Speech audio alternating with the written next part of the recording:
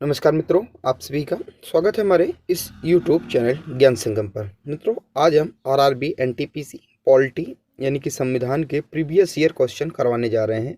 इसके पहले मैं आपको हिस्ट्री के भी करवा चुका हूं, world geography, Indian geography, economics तथा कुछ पॉलिटी के पहले भी मैं क्वेश्चन करवा चुका हूँ। तो अगर आपने नहीं देखा तो आप उनको देख लीजिए। तो चलिए शुरू करते हैं आज के हमारे पहले प्रश्न से। तो हमारा आज का पहला प्रश्न है, 1969 का MRTP अधिनियम किस उद्देश्य से बनाया गया था? जो MRTP अधिनियम है 1969 में जो बनाया गया था, यह किस उद्देश्य से बनाया गया था? तो इसका मुख्य उद्देश्य क्या था? प्राधिकार और प्रतिबंधात्मक व्यापार प्रथाओं को विनियमित और नियंत्रित करना। तो तीसरा इसका बनाया गया था, यानी कि MRTP का जो मतलब था, व्यापार को कुल मिला के क्या करना था? नियंत्रित और उसको निर्देशित करना उसका काम था। अगला है, भारत में सबसे आम जंगली बिल्ली जिसे फेलिस चांस को वन्य जीव संरक्षण अधिनियम 1972 की किस अनुसूची में सूचीबद्ध किया गया? तो इसे जो है किस अनुसूची में ये किया गया? अनुसूची सेकंड में से सूचीबद्ध किया गया। तो दूसरा यहाँ से हमारा सही उत्तर हो जाएगा। ठीक है, अगला है, भारतीय संविधान की किस अनुसूची के अंतर्गत सर्वोच्च न्यायालय के न्यायाधीश के लिए शपथ पत्र या प्रतिज्ञान रूप उल्लेखित है? तो जो ऐसी कौन सी अनुसूची है? ये सर्वोच्च न्यायालय के न्यायाधीश शपथ जिसके माध्यम से उनका उल्लेख है, तो कौन सी है? तो तीसरी अनुसूची में बताया गया है। ठीक है, तीसरी अनुसूची में इसमें बताया गया है। तो 4 इसका सही उत्तर हो जाएगा। आज के जो कुछ वीडियो हैं, जो आज के मैं जो प्रश्न करवा रहा हूँ, ये कम डिटेल में है, बाकी अभी आपको आगे डिटेल में देखने को मिलेगा। ठीक है, अगला है, दिसंबर 2022 में राष्ट्रीय पिछड़ा आयोग के अध्यक्ष के रूप में किसे नियुक्त किया गया था? तो देखिए PYQ है, 2022 का क्वेश्चन है, पूछ रहा था। तो किसे किया गया था? तो हंसराज गंगाराम आहिर को किया गया था। अब आप लोगों का ये है कि अब 2024-25 में देखिएगा किसे अपॉइंटमेंट किया गया है राष्ट्रीय पिछड़ा वर्ग आयोग यानी OBC के अध्यक्ष को। ठीक है, तो इसको आप लोग देख लीजिएगा। अगला है, भारतीय संविधान के संदर्भ में निम्नलिखित में से कौन से कथन सही हैं? तो कौन से कथन जो हैं इसमें से बिल्कुल सही है? तो हमारे इसका सही उत्तर क्या हो जाएगा? पांचवें का सही उत्तर हो जाएगा केवल 1 और 2। तो क्या है? केवल 1 और 2, यानी कि तीसरा इसका सही उत्तर हो जाएगा। ठीक है, यहाँ से याद रखिए, कोई इन 1 और 2 ये बिल्कुल क्या है? सही है। ठीक है, अगला है, भारतीय संवैधानिक संदर्भ में संघवाद का अर्थ है। तो संघवाद का क्या अर्थ है ये आपको बताना। तो संघवाद का अर्थ है देश में एक से अधिक स्तर की सरकार का अस्तित्व। तो एक यहाँ से सही उत्तर हमारा हो जाएगा। ठीक है, अगला है, संविधान की प्रस्तावना भारत को किस रूप में वर्णित करती है? हमारा सही उत्तर क्या होगा? इसका सही उत्तर हो जाएगा हमारा एक पंथ निरपेक्ष राज्य। तो तीसरा यहाँ से हमारा एकदम सही उत्तर हो जाएगा। ठीक है, याद रखिएगा। अगला प्रश्न है हमारा, अगला प्रश्न कह रहा है, संविधान की प्रस्तावना के अनुसार निम्नलिखित शब्द का सही क्रम है। तो निम्नलिखित जो शब्द दिए गए इसका सही क्रम आपको क्या है? बैठाना। इसका सही क्रम क्या होगा? ठीक है, तो इसका सही क्रम की बात करें तो हमारा होगा ऑप्शन नंबर दूसरा। क्या होगा? सबसे पहले संप्रभु होगा, फिर समाजवादी होगा, फिर पंथ निरपेक्ष होगा, लोकांतरिक होगा, इसके बाद गणराज्य होगा। तो दूसरा यहाँ से हमारा एकदम सही उत्तर हो जाएगा। ठीक है, अगला प्रश्न है, अगला प्रश्न क्या कह रहा है? अगला प्रश्न कह रहा है, भारतीय संविधान का कौन सा भाग संघ और उसके क्षेत्रों से संबंधित है? तो कौन सा भाग है भारतीय संविधान का जो संघ और उसके क्षेत्रों के बारे में बताता है? तो ये भाग 4 है। कौन सा है? भाग 4 है। ठीक है, याद रखिएगा। तो तीसरा हमारा सही उत्तर हो जाएगा। अगला है, यदि गिरफ्तार किए गए व्यक्ति को गिरफ्तारी के समय से 24 घंटे के भीतर मजिस्ट्रेट के सामने प्रस्तुत नहीं किया जाता तो वह के प्रदेश पर रिहा होने का अधिकार होगा। अगर पुलिस द्वारा किसी को भी क्या कस्टडी में लिया जाता है तो एक ये रूल होता है कि उसको 24 घंटे के अंदर DM यानी कि डिस्ट्रिक्ट जो मजिस्ट्रेट होता है उसके सामने क्या है? उसको पेश करना होता है। अगर ऐसा नहीं होता तो उस व्यक्ति के पास ये अधिकार होता है कि वह रिहा हो सकता है। उस रिहाई का क्या नाम है? बंदी प्रत्यक्षीकरण उसको कहा जाता है, अगर 24 घंटे के अंदर उसको DM के सामने पेश नहीं किया गया। अगला है, भारत सरकार द्वारा जैविक विविधता अधिनियम 2002 पारित किया गया था। इसने भारत के संविधान में नीति निर्देशक सिद्धांतों को किस अनुच्छेद के आदर्शों को पूरा किया? तो किस अनुच्छेद के आदर्शों को पूरा किया था? तो इसका सही उत्तर क्या हो जाएगा हमारा? इसका सही उत्तर हो जाएगा ऑप्शन नंबर दूसरा, यानी कि अनुच्छेद 48A इसका सही उत्तर हो जाएगा। याद रखिएगा। अगला है, आमतौर पर नीति जो है निर्देशन सिद्धांत होते हैं। तो निर्देशन सिद्धांत क्या होते हैं ये बताना है आपको। तो ये होते हैं सकारात्मक दिशा निर्देश। इसमें यह बताया गया है कि सरकार की कोई भी यानी कि देश की कोई भी धरोहर उसको क्या करना है, आपको सुरक्षित रखना है, पशुओं से प्रेम रखना है, झंडे का अपमान नहीं करना है। तो इसमें सब क्या सकारात्मक जो पॉजिटिव इसमें क्या दिए गए हैं, निर्देश दिए गए हैं। अगला है, निम्नलिखित में से कौन सा लैटिन में दिया गया रिट हम आदेश देते हैं का अर्थ रखता है। तो रिट जो है लैटिन में जिसे अर्थ होता है हम आदेश देते हैं, तो का अर्थ क्या है, तो इसका अर्थ हो जाएगा परमादेश। क्या हो जाएगा, परमादेश होगा, याद रखिएगा। तो हमारा इसका सही उत्तर क्या हो जाएगा, 4। अगला है, राज्य के नीति निर्देशक सिद्धांत किस अनुच्छेद के अंतर्गत आते हैं। तो आपको सभी को पता है, पहले क्या है, राज्य के नीति निर्देशक सिद्धांत ये किस अनुच्छेद के अंतर्गत आते हैं, ये आपको बताना है। तो इसका सही उत्तर क्या होगा, 36 से 51 के बीच आते हैं, 36 से 51, यानी कि अनुच्छेद जो 36 से 51 के बीच क्या आते हैं, राज्य के नीति निर्देशक सिद्धांत आते हैं। ठीक है, पहले मौलिक अधिकार है, ठीक है, इसके बाद राज्य के नीति निर्देशक सिद्धांत है, इसके बाद मौलिक कर्तव्य 51A में, 51A का मतलब होता है कि इसमें संविधान संशोधन हुआ है। अगला है, हथकरघा और हस्तशिल्प बोर्डों की स्थापना में किस नीति निर्देशक सिद्धांत को लागू किया गया है। तो किसको लागू किया गया है, तो इसका सही उत्तर होगा हमारा 15 इसका से सहकारी आधार पर कुटीर उद्योगों को बढ़ावा देना। तो एक यहाँ से हमारा सही उत्तर हो जाएगा।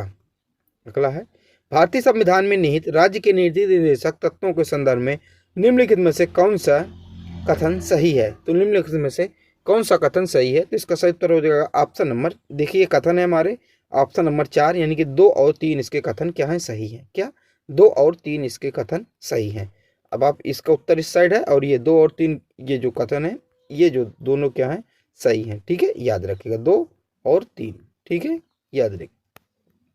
अगला है, भारतीय संविधान का कौन सा भाग राज्य नीति के निर्देशक सिद्धांतों से संबंधित है।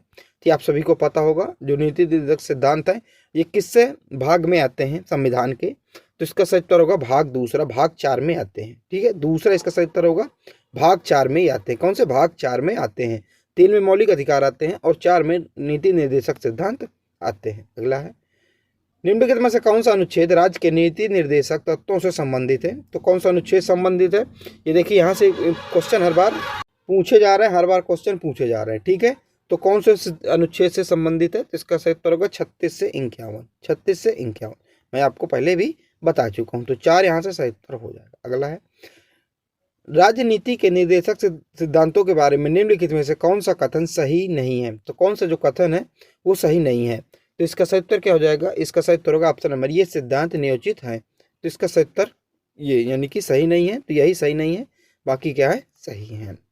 अगला है, दिए गए कथनों को पढ़ें और सही विकल्प चुनिए। तो दिए गए कथनों को जो पढ़ना है और सही विकल्प चुनना है।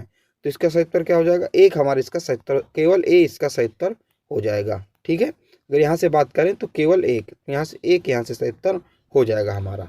अगला है, 42वें संविधान संशोधन अधिनियम 1976 द्वारा कितने मौलिक कर्तव्यों को जोड़ा गया था। तो कितने जो है मौलिक कर्तव्यों को जोड़ा गया था ये आपको बताना है। तो इसका सही उत्तर क्या हो जाएगा हमारा, इसका सही उत्तर हो जाएगा 10 मौलिक कर्तव्यों को जोड़ा गया था। कितने, 10 मौलिक कर्तव्यों को जोड़ा गया था। दूसरा इसका सही उत्तर हो जाएगा। बाद में स्वर्ण सिंह समिति के द्वारा जो है 11वें मौलिक कर्तव्य को भी बाद में ऐड किया गया था। मैं अभी आपको सारी चीज़ें में डिटेल में बताऊंगा।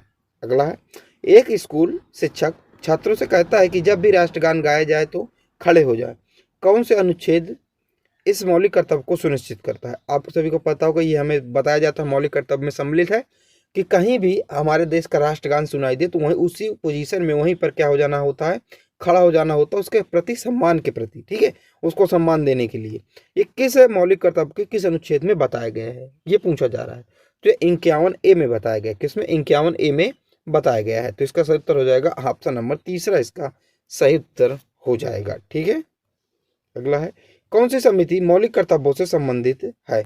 तो कौन सी समिति है जो मौलिक कर्तव्यों से संबंधित है, तो वर्मा समिति है। कौन सी, वर्मा समिति है, याद रखेगा, दूसरा सही उत्तर हो जाएगा।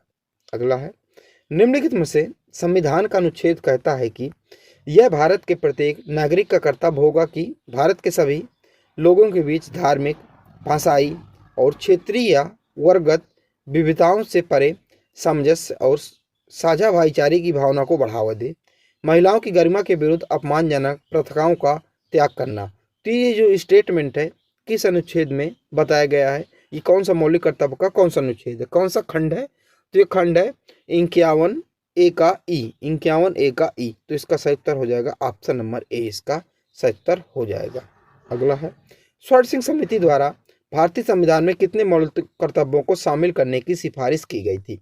तो स्वर्ण सिंह समिति द्वारा कितने मौलिक कर्तव्यों को शामिल करने की जो सिफारिश की गई थी, तो कितने, तो 8 मौलिक कर्तव्यों को शामिल करने की सिफारिश की गई थी। इसके बाद टोटल 10 थे, इसके बाद 11वां भी ऐड किया गया था। अगला है, सभी ऐतिहासिक स्मारकों पर यह निर्देश अंकित होते हैं कि जनता को दीवारों पर कुछ लिखना नहीं चाहिए। दिया गया कथन किस मौलिक कर्तव्य से संबंधित है? आप सभी को पता होगा, जितने भी हमारी ऐतिहासिक स्मारक हैं यानी कि किला वाला है, तो उसमें लिखा रहता है कि यहाँ पर कोई पोस्टर न लगाएं, यहाँ पर कोई लिखे नहीं। ये भी एक मौलिक कर्तव्य है। तो किस प्रकार का, यानी कि कहाँ पर ये मौलिक कर्तव्य है, ये किस प्रकार का मौलिक कर्तव्य है, ये बताया जा रहा है। तो ये मौलिक कर्तव्य है ऑप्शन नंबर दूसरा, सार्वजनिक संपत्ति की रक्षा करना और हिंसा का त्याग करना। तो दूसरा यहाँ से हमारा सही उत्तर क्या हो जाएगा, दूसरा सही उत्तर हो जाएगा। अगला है, भारतीय संविधान के मौलिक कर्तव्यों का उल्लेख किस अनुच्छेद में किया गया है? तो भारतीय संविधान के जो मौलिक कर्तव्यों का उल्लेख किस अनुच्छेद में किया गया है, ये आपको बताना है। ये आप सभी को पता भी होगा किस में किया है, 51 ए में किया गया है, तो याद रखिएगा, ठीक है। अगला है, भारतीय संविधान के निम्नलिखित में से कौन सा अनुच्छेद मौलिक कर्तव्यों के तहत हमारी समग्र समृद्धि की संस्कृति की समृद्ध विरासत के मूल और संरक्षण से संबंधित है? तो कौन सा, 51 ए एफ, क्या 51 ए एफ, ये जो पार्ट पूछे जाते हैं, ठीक है। तो याद रखिएगा, मौलिक कर्तव्य के अंदर से चीज़ें घुसकर अंदर से पूछी जाती हैं। आपको मैं PYQ करवा रहा हूँ, तो आपको इस बात का अंदाजा तो एकदम लग ही गया होगा। अगला है, भारतीय संविधान के भाग 4A के अनुसार जो माता पिता या संरक्षक है, ये उनका यह कर्तव्य है कि अपने बच्चे या जैसा भी मामला हो, वर्ष की आयु के बीच प्रतिपाल्य को शिक्षा के अवसर प्रदान करे। तो कितनी आयु के बीच, तो इसका सही उत्तर हो जाएगा 6 से 14। कितना, 6 से 14, दूसरा इसका सही उत्तर होगा। अगला है हमारा, भारतीय संविधान का अनुच्छेद 51 ए फर्स्ट निम्नलिखित में से किससे संबंधित है? जो 51 ए का जो फर्स्ट है, फर्स्ट पार्ट है, किससे संबंधित है, ये आपको बताना है। तो इस किससे संबंधित, सार्वजनिक संपत्ति की रक्षा करना और हिंसा का त्याग करना, ये इससे संबंधित है। जो मैंने अभी आपको बताया था कि कहीं भी किला की दीवार हो तो वहाँ पे पोस्टर लगाने के लिए, लिखने के लिए मना किया जाता है। अगला है, भारतीय संविधान में शुरुआत में कितने मौलिक अधिकार प्रदान किए गए थे? तो शुरुआत में हमारे पास कितने मौलिक अधिकार थे? तो शुरुआत में हमारे पास कुल 7 मौलिक अधिकार थे। कितने, 7 मौलिक अधिकार थे। इसके बाद एक मौलिक अधिकार, संपत्ति का अधिकार, उसको हटा दिया गया था। अब आपको मैं डिटेल में बताता हूँ इस बारे में। देखिए, भारतीय संविधान में शुरुआत में 7 मौलिक अधिकार दिए गए थे, लेकिन 1978 में हुए 44वें संविधान संशोधन के बाद संपत्ति के अधिकार को हटा दिया गया। तो कुल 7 थे। 1978 में एक संविधान में संशोधन हुआ, जिसमें से एक जो संपत्ति का अधिकार था उसको मौलिक अधिकार से हटा दिया गया, जिसे मौलिक अधिकारियों की संख्या 6 रह गई। तो वर्तमान में 6 है और शुरू में 7 थी। कौन सा हटा दिया गया जिससे कम हो गया? तो ये संपत्ति का अधिकार हटा दिया गया था। किस संशोधन के तहत? 44वें। कब? 1978 में। इतना आपको याद रखना है। इसके बाद है, भारतीय संविधान के भाग 3 में मौलिक अधिकारों की सूची दी गई है। तो भाग 3 में मौलिक अधिकारों की सूची दी गई, आपको पता ही। ये अधिकार संविधान के अनुच्छेद 12 से 35 तक है। आपको पता ही 12 से 35 तक क्या है, मौलिक अधिकार है। इसके बाद राज्य के नीति निर्देशक तत्व आते हैं 36 से 51 तक। फिर इसके बाद 51 ए में क्या है, मौलिक कर्तव्य है। ये आपको सारी चीज़ें क्या है, पता है, ठीक है। इसके बाद आता है भारतीय संविधान में मौलिक अधिकार। देखिए कौन कौन से जो 6 मौलिक अधिकार है, मैं आपको भी यहीं पर बता देता हूँ। पहला समानता का अधिकार, फिर स्वतंत्रता का अधिकार, शोषण के खिलाफ अधिकार, धार्मिक स्वतंत्रता का अधिकार, सांस्कृतिक का शैक्षिक उपचार, फिर है संवैधानिक उपचारों का अधिकार। तो ये क्या है, ये इतने जो है अधिकार, ये 6 मौलिक अधिकार दिए गए हैं। ये मैंने आपको सारी चीज़ें बता दी। अगला है, उत्प्रेरण किसके अंतर्गत आता है? तो उत्प्रेषण किसके अंतर्गत आता है, ये आपको बताना है। तो 32 का सही उत्तर होगा ऑप्शन नंबर तीसरा, संवैधानिक उपचारों का अधिकार इसके अंतर्गत आता है। अगला है, परमादेश रिट एक मौलिक अधिकार है जिसे निम्नलिखित में से अंतर्गत वर्गीकृत किया जा सकता है। तो किसके अंतर्गत वर्गीकृत किया जा सकता है? तो इसका सही उत्तर होगा ऑप्शन नंबर 3, संवैधानिक उपचार। क्या होगा, संवैधानिक उपचार इसका सही उत्तर होगा। अगला है, भारतीय संविधान में दिए गए मौलिक अधिकारों की मूल सूची से निम्नलिखित में से कौन सा मौलिक अधिकार हटा दिया गया था? तो मूल सूची से कौन सा मौलिक अधिकार, ये संपत्ति का अधिकार हटा दिया गया था। मैंने अभी आपको बताया 1978 में 44वें संविधान संशोधन के तहत इसको हटा दिया गया था, जिससे मौलिक अधिकारों की संख्या कुल 6 रह गई है। अगला है, संविधान में किस भाग में आपको मौलिक अधिकारों की 6 व्यापक श्रेणियां मिलेगी? तो 6 व्यापक श्रेणियां किस भाग में मिलेंगी आपको पता ही है किस भाग में। ये भाग 3 में मौलिक अधिकारों की बात की गई है, और वहीं पर भाग 4 में क्या कहा गया है? भाग 4 में राज्य के नीति निर्देशक सिद्धांतों के बारे में बात की गई है। अगला है, एक घर की नौकरानी अपनी 12 साल की बेटी को स्कूल भेजने के बजाय एक आवासीय कॉलोनी में घर साफ करने के काम में अपनी मदद करने के लिए लगाती है।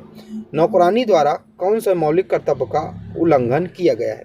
तो नौकरानी द्वारा क्या है, अब कौन से मौलिक कर्तव्य का उल्लंघन किया गया है? वो नौकरानी है, उसकी एक 12 साल की बेटी है, तो उसको स्कूल न भेज के वो अपने साथ क्या काम में लगाती है, साफ सफाई करने में। तो कौन से मौलिक अधिकार का उल्लंघन किया गया है? तो ये किया गया ऑप्शन नंबर 1, अपने बच्चों को शिक्षा के अवसर प्रदान न करना। तो इसमें क्या, इसका उल्लेख जो है उल्लंघन किया गया है। अगला है, संविधान विभिन्न तरीकों से सरकार की शक्ति को सीमित करता है। सरकार की शक्ति को सीमित करने के सबसे समान तरीका कुछ निर्दिष्ट करना है जो हम सभी नागरिकों के पास है और जिनका उल्लंघन करने की अनुमति किसी भी सरकार को भी नहीं दी जा सकती। तो इसका सही उत्तर क्या होगा? इसका ऑप्शन नंबर 1 मौलिक अधिकार इसका सही उत्तर हो जाएगा। ठीक है हमारा।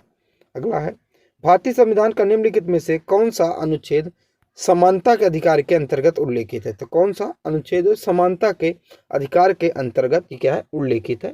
तो इसका सही उत्तर होगा उपाधियों का अंत। क्या हो जाएगा? उपाधियों का अंत या उपाधियों का उन्मूलन। तो इसका सही उत्तर क्या हो जाएगा? Option number 1। ठीक है। अगला है, संपत्ति का अधिकार भारत के संविधान के तहत है। तो संपत्ति का अधिकार भारत के किस संविधान के तहत है? मौलिक अधिकार है, सब क्या है ये आपको बताना है। तो इसका सही उत्तर हो जाएगा संवैधानिक अधिकार। क्या संपत्ति का अधिकार? संवैधानिक अधिकार। मौलिक अधिकार से इसको हटा दिया गया था, ये मैंने आपको बताया। अगला है, भारतीय संविधान के अनुसार जीवन और व्यक्तिगत स्वतंत्रता की सुरक्षा का अधिकार एक है। तो क्या है एक, ये आपको बताना है। तो इसका सही उत्तर हो जाएगा व्यक्ति का मौलिक अधिकार। तो तीसरा यहाँ से सही उत्तर हो जाएगा। अगला है, एक स्थिति में जहां ए महिला और बी पुरुष एक ही कार्यालय में समान पदनाम समान कार्य प्रकृति पर काम कर रहे हैं लेकिन असमान वेतन प्राप्त कर रहे हैं, तो संविधान के निम्नलिखित में से कौन सा अनुच्छेद लागू होगा? देखिए, एक महिला है, ठीक है, और क्या है, देखिए एक मेल है और एक फीमेल है, दोनों काम जो है बराबर कर रहे हैं, इक्वली कर रहे हैं, लेकिन जो मेल को सैलरी ज़्यादा मिल रही है और फीमेल को सैलरी कम मिल रही है। तो कौन सा जो है अधिकार यहाँ पे वंचित रखा जा रहा है या किस अनुच्छेद के अंतर्गत आता है, ये पूछा जा रहा है।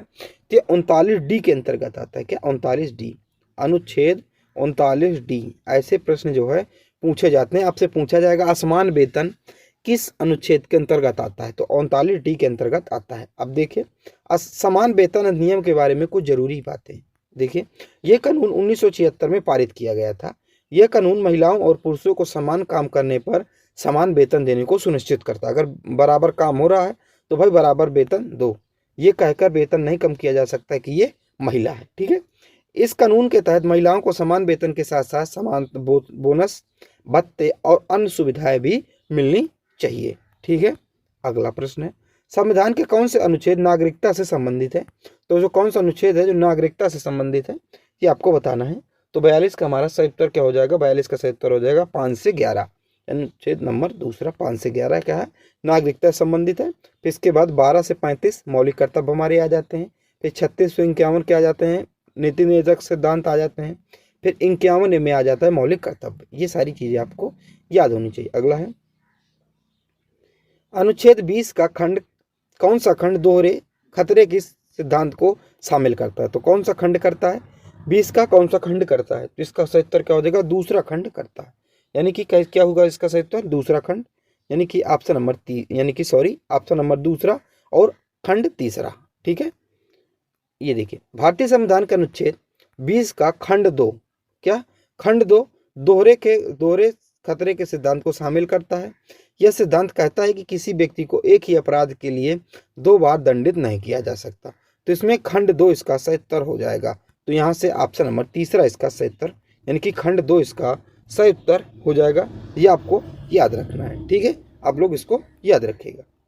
अगला है, यदि राष्ट्रपति राज्यपाल की रिपोर्ट से संतुष्ट है तो वह अनुच्छेद 356 के तहत राष्ट्रपति शासन घोषित कर सकते हैं, लेकिन ऐसी घोषणा शुरू में होती है कि अवधि के लिए, तो कितनी अवधि के लिए शुरू में होती है ये आपको बताना है। तो इसका 6 महीने की अवधि के लिए, 6 माह की अवधि के लिए होती है, याद रखिएगा। अगला है, भारतीय संविधान का कौन सा अनुच्छेद राज्य के महाधिवक्ता को राज्य विधानमंडल में बोलने के अधिकार का उल्लेखित करता है?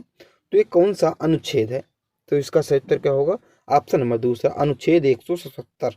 क्या? अनुच्छेद 177, याद रखिएगा। ठीक है। अगला है, भारतीय संविधान का कौन सा अनुच्छेद यह उल्लेखित करता है कि राज्य आधुनिक और मनोवैज्ञानिक पद्धतियों पर कृषि और पशुपालन को व्यवस्थित करने का प्रयास करेगा? तो ये कौन सा इसका सही उत्तर होगा? 48। क्या होगा? अनुच्छेद 48 दूसरा इसका सही उत्तर हो जाएगा। अगला है, कौन सा अनुच्छेद यह प्रावधान करता है कि सभी अल्पसंख्यकों को अपनी पसंद के शैक्षणिक संस्थान स्थापित करने और उनका प्रशासन करने का अधिकार है? यानी कि जो अल्पसंख्यक है, जो कम्युनिटी है, उनको ये अधिकार है कि कोई भी अपना जो संस्था है स्थापित कर लें, शैक्षिक संस्था है स्थापित कर लें और उसका जो संचालन है वो उसका स्वयं करें। तो ये कौन सा अनुच्छेद बताता है? जो अनुच्छेद बताता है 30। क्या बताता है? अनुच्छेद 30 बताता है। 4 इसका सही उत्तर हो जाएगा। अगला प्रश्न है हमारा, भारतीय संविधान के किस अनुच्छेद की विवेकधीन शक्ति के तहत भारत के सर्वोच्च न्यायालय ने सेक्स वर्क को एक पेशे के रूप में मान्यता दी है? तो इसका सही उत्तर क्या हो जाएगा हमारा? इसका सही उत्तर होगा अनुच्छेद 142, यानी कि एक यहाँ से हमारा सही उत्तर हो जाएगा अनुच्छेद 142, याद रखिएगा। अगला है, भारतीय संविधान का कौन सा अनुच्छेद भारत सरकार के वार्षिक वित्तीय विवरण से संबंधित है? वार्षिक वित्तीय विवरण यानी कि बजट की बात की जा रही है। किसकी? बजट की बात की जा रही है। तो किससे संबंधित है ये आपको बताना है। तो इसका सही उत्तर होगा अनुच्छेद 112। क्या? अनुच्छेद 112। तो दूसरा इसका हमारा सही उत्तर हो जाएगा। अगला है, भारतीय संविधान में कौन से अनुच्छेद को संस्कृति और शैक्षिक अधिकार के रूप में जाना जाता है? तो किसको जाना जाता है? इस जानता है 29 से 30 को। 29 से 30 को। ठीक है। संस्कृत और शैक्षिक औपचारिक 29 से 30 तक है। ठीक है। तो एक यहाँ से हमारा सही उत्तर हो जाएगा।